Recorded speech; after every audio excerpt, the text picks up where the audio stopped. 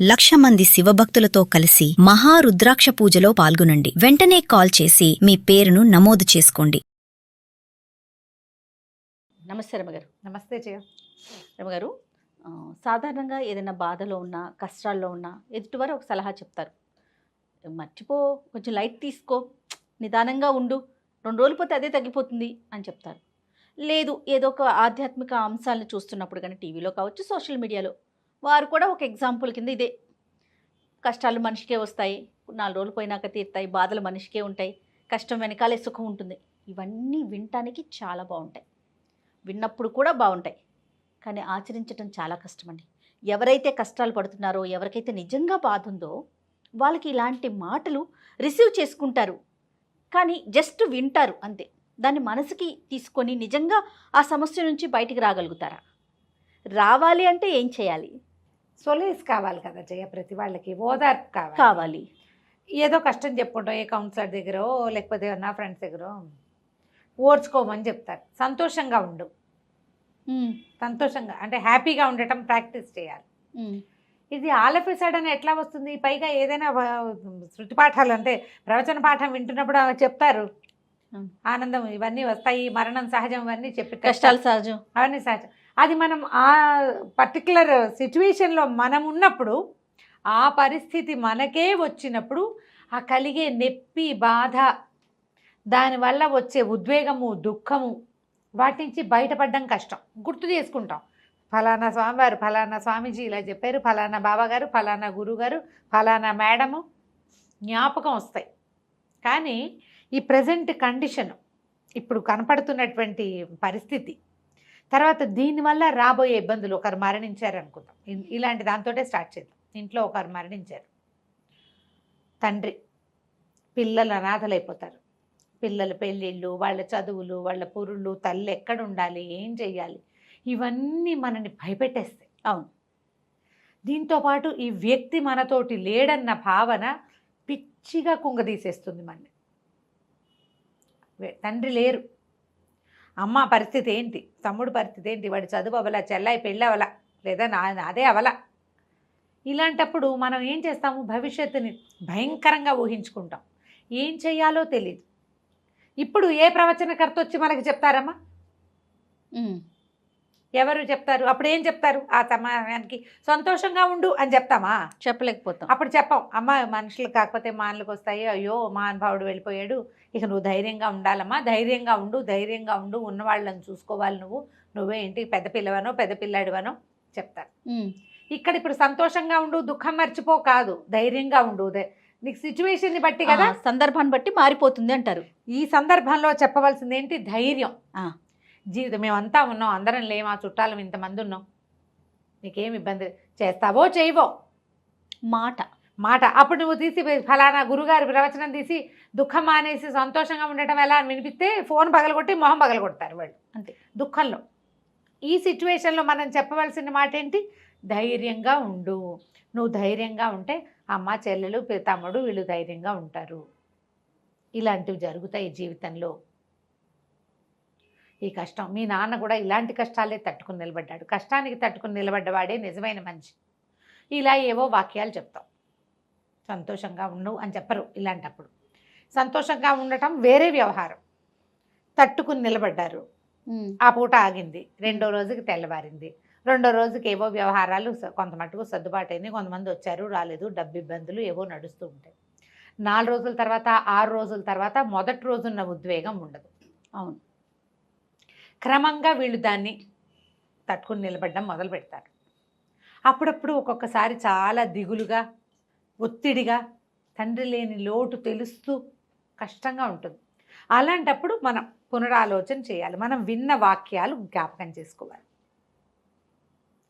ఎవరైనా అప్పుడు చెప్పరు, మనం ఇంతకు ముందు విన్నవి జీవితంలో ఎదురొడ్డి పోరాడడం ఎట్లా అనే మాటలు జ్ఞాపకం చేసుకుని ముందుకెళ్ళాలి. ఇప్పుడు ఇది పెద్ద సిచ్యువేషన్. చిన్నవి మనకు రోజువారీ వస్తాయి, ఎక్కడి నుంచో వెళ్తున్నావు, చేతిలో డబ్బులు పడిపోయినాయి, ఏడ్చినా రావు, కాసేపు ఏడ్చి జరగాల్సిందేదో చూడాలి. సంతోషించు అంటే ఎట్లా?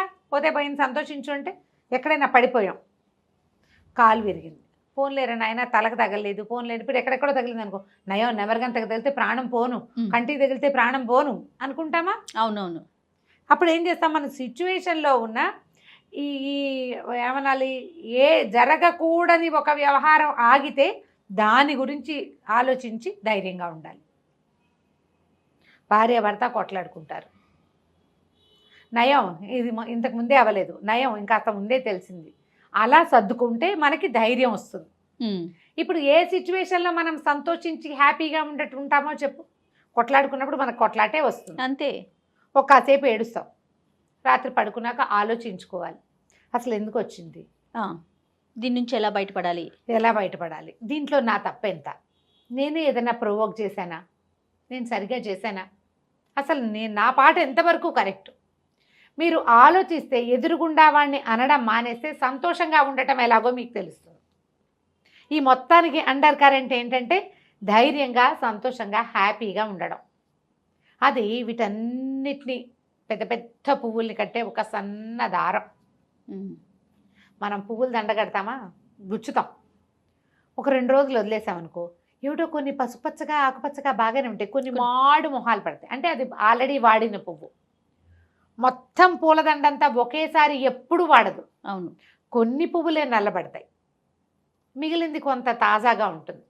అప్పుడు ఈ వాడిన పువ్వుని తీసేసామనుకో దండంతా మనకి తాజాగా కనపడుతుంది. ఆలోచించండి, ఇదే దీనికి కావాల్సింది. మన మనసులో ఉన్న ముళ్ళుని తీసి పక్కన పెట్టాలి. ఆ మురికికి మనమే కారణమా అనేది ఆలోచించుకోవాలి. ప్రతిసారి ఆలోచించాలి, మాట్లాడాలి అని చెప్తే ఒళ్ళు మండిపోతుంది జనాలకి.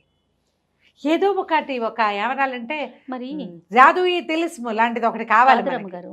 ఇప్పుడు ఇద్దరి మధ్య సమస్య ఉన్నప్పుడు ఆలోచించుకోవాల్సిందే కదా, అంతేగాని ఇద్దరు ఒక 2 కర్రలు తీసుకొని కొట్టుకొని చచ్చిపోండి అని చెప్పలేం కదా. చెప్పలేంగా, అసలు చెప్పకూడదు. ప్రతిసారి నువ్వు ఆలోచించుకో, అదే మనం కరెక్ట్ చేసుకోవటమే. ఇప్పుడు నేనున్నాను, నాకు కూడా గొడవలు రాకుండా ఉంటాయి జయ. ఏదో ఒక సందర్భంలో ఎవరితోటి మాట్లాడేసి ఆలోచించు, సరే వాళ్ళు కూరుకుందాం అనుకుంటే సంతోషం ఆటోమేటిక్గా వచ్చేసిందిగా. గొడవ లేదు, అప్పుడు మిగిలింది ఏమిటి, సంతోషమే కదా. సరే, వీటికి ట్రై చేయాలి. ఓకే, నిజంగానే బాధ ఉంది, ఏదో ఒక సమస్య జరిగింది, చనిపోవటమే కాదు, ఏదో ఫ్యామిలీ ఇష్యూ ఉంది, ఒక బాధ ఉంది, దానిలోంచి ఎలా బయటపడాలి? కొంతమంది ఎలా ఉంటారంటే దాన్నే తలుచుకొని అక్కడితో ఆగిపోతారు. అది కెరీర్ పరంగా కావచ్చు, వాళ్ళ లైఫ్కి సంబంధించి కావచ్చు, ఇంకా స్టెప్ ముందుకు వెళ్ళలేకపోతారు, జరిగిన దాన్ని తలుచుకుంటూ ఉంటారు. అలాంటి వాళ్ళు ఎలా బయటపడాలంటారు? దీనికి 2 మంచి మంచి పాతకాలపు ఉపాయాలు ఉన్నాయి జయ. ప్లేస్ మార్చడం. Okay, super. ప్లేస్ మారిపోవాలి. మారితే పరిసరాలు మారేసరికి ఇప్పుడు ప్రేమలు, లవ్ ఫెయిల్యూర్స్, జాబ్లో ఫెయిల్యూర్, కుదరట్లా, అక్కడ ఇంకో చోటకు మరో 10,000 తక్కువైతే అయింది, అక్కడ అవమానంగా ఉంది. నువ్వు నీ అవమానమా ఇంకోట అనేది ఆలోచించు. నీకు ఏది ఇంపార్టెంట్? నువ్వు చాలా కష్టపడుతున్నావు అక్కడ, నువ్వు ఎంత పని చేసినా నీకు మెప్పు రావట్లా, మెప్పు రాకపోతే పీడా పోయేది అని అక్కడే ఉంటావా 10,000 ఎక్కువ ఉందని? నీకేది ఇంపార్టెంట్? మన ఇంపార్టెన్స్ని బట్టి ఆధారపడి ఉంటుంది. ఎప్పుడు క్వశ్చన్ చేసి ప్రశ్నల్లో ఒక ప్రధానమైన ప్రశ్న ఉంటుంది జయ, ప్రతి వాళ్ళకి ఉండాలి. ఇది ఇప్పటిదాకా ఎప్పుడు ఈ విషయం ఇంత ఖచ్చితంగా చెప్పలేను నేను. ప్రయారిటీ, నీకేది ఇంపార్టెంట్? నాకు ఏది ఇంపార్టెంట్? ఏ వ్యక్తికైతే ఇబ్బంది ఉంటుందో వారికి వారు మనం ఎవరికి వారు అనుకోవాలి. అంతే. నా తప్పుందా కాదు, అసలు నాకేం కావాలి, వాట్ ఈజ్ మై ప్రయారిటీ అనేది ఆలోచించండి. మీరు అవమానపడినా మంచి జీతము మంచి పొజిషను అని ఆలోచించి అక్కడే ఉంటావా? 10,000 తక్కువైనా పర్వాలేదు, ఈ ప్రెషర్ ఈ గోల్ లేకుండా ఉండాలి అనేది ఆలోచిస్తావా?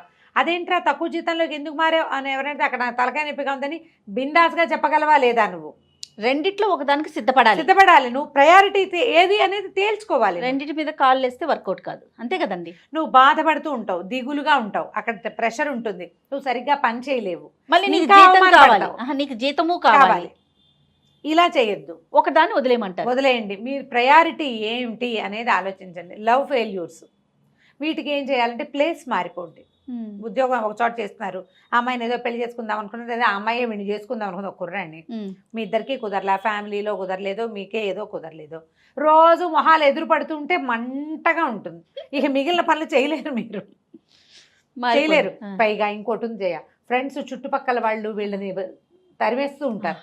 అది ఇది ఇటు. వదిలేసావు కదా అనో, లేకపోతే వదిలేసింది నేను వదిలిచ్చేసుకుందాను, వాడు ఎవరితో మాట్లాడుతూ చూసావా అని ఆ, పిచ్చి వాగుడు. ఈ వాగుడుతో ఏమంటే ఈ అబ్బాయిలు దాన్ని చంపేసైనా సరే ఏదైనా చేసేయాలనుకుంటారు. మొహాలు కాల్చి అవే కదా జయ యాసిడ్ అవునండి, దాడులు అవును, అవి అవును, ఇవి. అవును. ఒకవేళ ఇలా అన్బన్ ప్రేమల్లో ఏర్పడితే, ఇవి ప్రేమలు పెద్ద ప్రేమ అంటాను, అసలు దాన్ని ప్రేమ అనడానికే వీల్లేదు. ఫ్రెండ్షిప్లు ఒక కొత్త టర్న్ తీసుకుంటాయి. ఆ టర్న్లో నువ్వు నుంచుంటావా నుంచోవా, నువ్వు నుంచోవు శుభ్రంగా ప్లేస్ మార్చేయి. ఓకే, ఉద్యోగం ప్లేస్ మార్చటం మారిపో. ఒకటి. ఒక పెద్ద ఉపాయం. ఉమ్, రెండో ఉపాయం ఏంటంటే, ఇప్పుడు వెళ్ళిపోయాం ఎక్కడికో వేరే అయినా సరే వాళ్ళు గుర్తొస్తారు. దిగులు, ఆ బాధ గుర్తొస్తా ఉంటుంది, ఆ పెయిన్.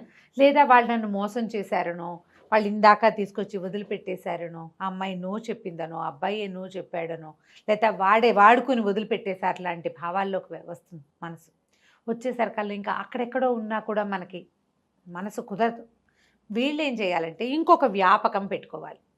అది ప్రేమైనా పెళ్ళైనా రమ్మగారు, పెళ్ళైనా. ఏ సమస్య అయినా. ఏదైనా సరే, ఓ సంగీతం నేర్చుకోండి, ఓ పెయింటింగ్ నేర్చుకోండి, ఓ మట్టి పిసకటం లాంటి కార్యక్రమాలైనా చేయండి. మనకి ఒక వ్యాపకం ఉండాలి. వ్యాపకం ఉండాలి. అది మనకి కొంత సంతోషాన్ని కలిగించే రకపు వ్యాపకం. దీనికి ఏంటంటే శారీరక శ్రమ గనక ఉంటే, ఆ, శరీరం అలసిపోతే సూపర్ అండి, ఈ పిచ్చి ఆలోచనలు రాకుండా ఉంటాయి, నిద్ర పట్టేస్తుంది. ప్రశాంతంగా నిద్రపడుతుంది. శుభ్రంగా ఓ జిమ్లో చేరటం, వాకింగ్కి వెళ్ళటం, యోగాకి వెళ్ళటం, ఎక్సర్సైజ్ చేయటం, చచ్చేలా నడిచేయటం, ఇంటికి అలసిపోవాలి. వస్తే నిద్ర పట్టేస్తుంది.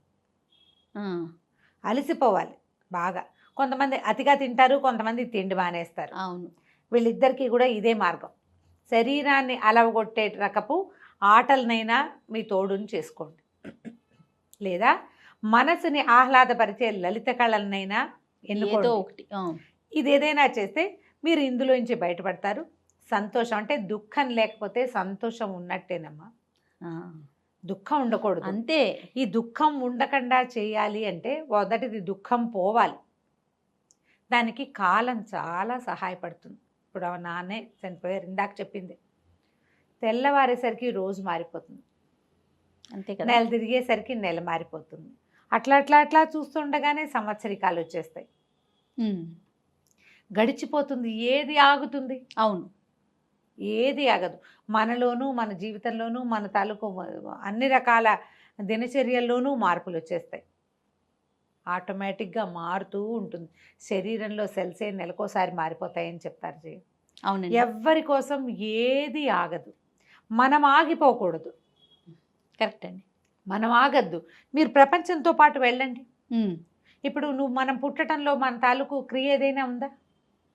మనం పెరగటంలో కూడా ఏముండదు. ఏదో కొంత వయసు వచ్చాక అప్పుడు మన ఐడియాలు, మన ఆలోచనలు, ఐడియాలజీ, నా ప్రయారిటీస్ అవన్నీ వస్తాయి. అంతకుముందు మనదేముంది? అవును, మన ప్రమేయం లేకుండా పుడతాం, పెరుగుతాం. అలాగే పోనివ్వండి జీవితాన్ని. మనం ఏ పని చేయటానికి, దేనికి ఉపయోగపడడానికి పుట్టామో మనకు తెలియదు. దానికోసం వెతకండి. అప్పుడు అలాంటి ప్రయాణం చేస్తే మనం ఎవరికైనా సహాయపడతాం.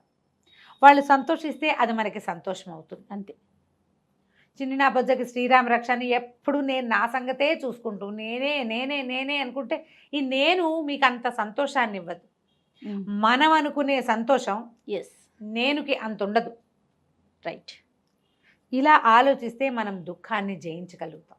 సూపర్ అండి. కష్టం లేనివాడు ఎవ్వడు లేడమ్మా లోకంలో, ఎవ్వరు లేరు. బుద్ధ భగవానుడి దగ్గరికి ఒక ఆవిడ వచ్చిందట. నా కొడుకు చనిపోయాడు, పిల్లవాడిని బతికించు, నాకు ఒక్కడే కొడుకు, లేక కలిగాడు, భర్త కూడా లేడు, పిల్లాడు లేకపోతే నేను ఎట్లా బతుకుతానంటే పాపం కళేబరాన్ని పుచ్చుకుని తల్లి అట్లా నిలబడిందట. బుద్ధుడు చెప్పాడట, అమ్మ మరణం లేని ఇంట్లో నుంచి గుప్పెడు బియ్యం తీసుకురా, నీ పిల్లాన్ని బతికిస్తానని. ఆమె ఊరంతా తిరిగి వచ్చింది. మరణం లేని ఇల్లు ఉంటుందా? నేను చెప్తున్నాను, ఫెయిల్యూర్ లేని జీవితం అంటూ ఉండదు. కోటీశ్వరులు కూడా, అవునండి, బాన్ విత్ గోల్డెన్ స్పూన్ అయినా కూడా ఎక్కడో ఒక చోట ఖచ్చితంగా కనీసం హ్యాండ్ రైటింగ్లో అయినా ఫెయిల్ అవ్వాల్సిందే వాడు. ఏదో ఒకటి, అంతే, ఏదో ఒకటి. ఎంత చెట్టుకి అంత గాలిలాగా ఫెయిల్యూర్ లేని వాళ్ళే ఉండరు. మనం దేంట్లో ఫెయిల్ అయినా మనం బతికే ఉన్నాము అంటే బతికి చూపించాలని అర్థం. ఆ బతకటాన్ని సంతోషంగా స్వీకరించాలి. భగవంతుడు ఇచ్చిన వరం ప్రాణం. ఎస్. దీన్ని తీసేయటం, పారేయటం, అదేదోటం, ఎప్పుడు ఏడుస్తూ ఉండటం, ఒంటరిగా ఒక్కళ్ళే ఉండేవాళ్ళు లక్షల్లో ఉన్నారు ఇండియాలో. చుట్టుపక్కల వాళ్ళతో స్నేహం చేయండి. ఒకవేళ మీరు ఒంటరి వాళ్ళైతే నాకు ఎవ్వరు లేరని దుఃఖించద్దు, స్నేహం చేయండి. ఎక్కడికైనా అనాశరణాలయాలకు వెళ్ళండి, ఏదైనా నర్సరీలకు వెళ్ళండి, హాయిగా స్కూళ్ళకి వెళ్ళండి. స్కూల్లో పిల్లలకి ఏదైనా 4 మంచి వాక్యాలు చెప్పడానికి వెళ్తూ ఉండండి. పార్క్కి వెళ్ళండి సాయంత్రం అయ్యేసరికి. ప్రపంచంతో మీ సంబంధాన్ని పెంచుకోండి. మీరు ఎందుకు పుట్టారో మీకు అర్థమవుతుంది ఏదో ఒక పాయింట్లో. నేను ఎందుకు బతుకున్నాను అని తెలుస్తుంది. అవును అవును. ఎందుకు బతుకున్నామో ప్రశ్నించుకోవాలిగా. నేను ఎందుకు బతుకున్నాను రా దేవుడా అని ఇంట్లో కూర్చుంటే ఎట్లా?